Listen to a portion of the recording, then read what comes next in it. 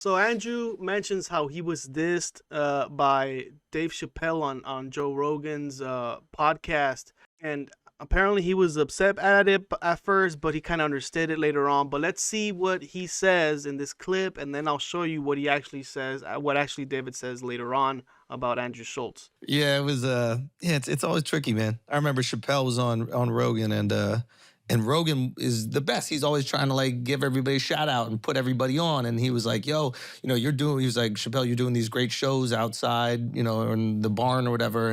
And there's another guy who's doing a lot of great stuff online. This guy, Andrew Schulz, he's doing these videos online and turn your phone and he's writing jokes and there's images.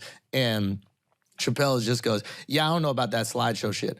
I do stand-up comedy. And it was just like, I remember watching like, oof. That would hurt. Damn, like I was upset. And then I realized that like, it's a probably similar situation where like people around Chappelle thinking they're gonna connect with him by going, hey, have you checked this guy out? He's also funny. And he's a comic. He don't wanna hear about that shit. He wanna hear about how he's funny. Like I've had friends who just at random shows in New York saying that he'll like bring me up on stage and like, take little shots. Man. You can't, it could be the top of the game. George Lopez, Dave, they'll hold on to shit. That's nuts. Yeah. And the lesson is to not let that happen to you, because there will come a time, you keep going, you're going to be the king, and there's going to be a motherfucker that's going to take your spot to the youth, because you're going to... Okay, so let me show you what Dave Chappelle says about Andrew when Rogan brings him up. And like Andrew Schulz, the best example, I think. He started doing those things like turn your phone sideways and these long rants, like 10, 15-minute rants with photographs and punchline after punchline after punchline. And then they did a whole Netflix special about it. Like he did a series of Netflix pieces on it. And what he did was he said, okay, I can't do stand-up, but this isn't stand-up. So I shouldn't do stand-up like this because there's no audience. So the key to this, and he figured it out. He's like, the key to this is you got to hit it fast. The punchlines have to come one after the other after the other. It's got to be fast-paced and with images. So like he would use all these visuals while he was hitting punchline after punchline. Oh, wow. He figured out a new way to do comedy. He figured out a way to do internet, Instagram, 10-minute comedy. Well, okay, but that's not, like you say, that's not stand-up. No. Like this thing that you're describing, God bless him. Yeah. That's not what I do. Yeah, it's different. Yeah. It's different. It's different than the way he does stand-up, which is interesting because his stand-up is slower. He holds laughs. He holds pause. He laughs at shit. He fucks around. He works the crowd a lot. His stand-up is loose. Right. He has fun. He's comfortable up there. Right. But these little clips that he does on Instagram are rapid fire, bang, bang, bang. And he works with a series of writers.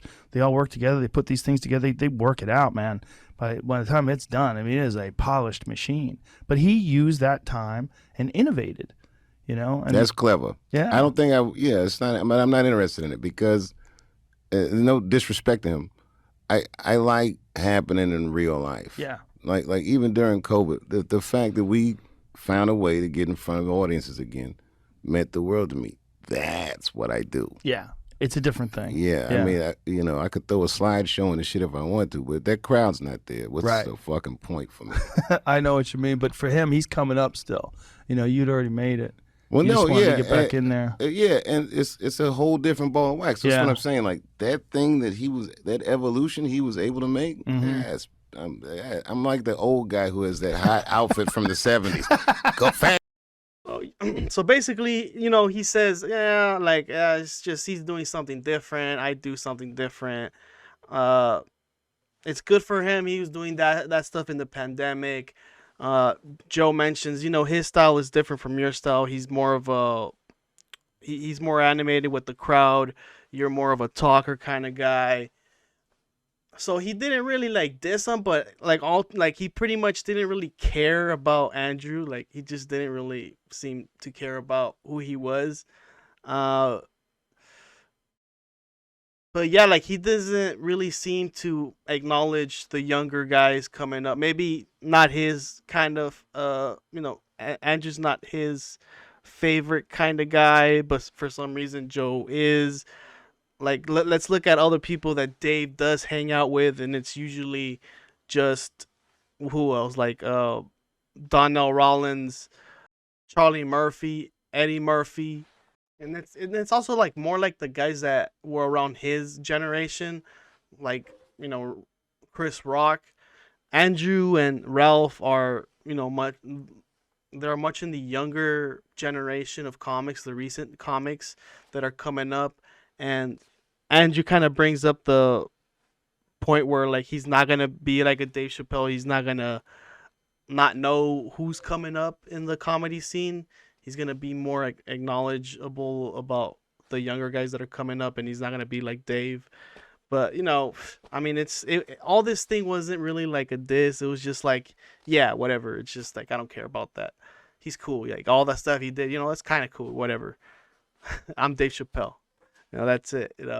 All right, guys. I'll end it here, and let me know about what you thought about this. Give this a like, and I'll see you guys next time.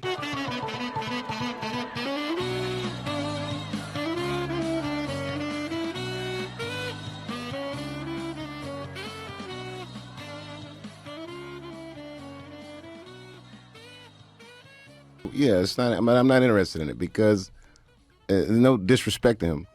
I like happening in real life. Yeah. Like even.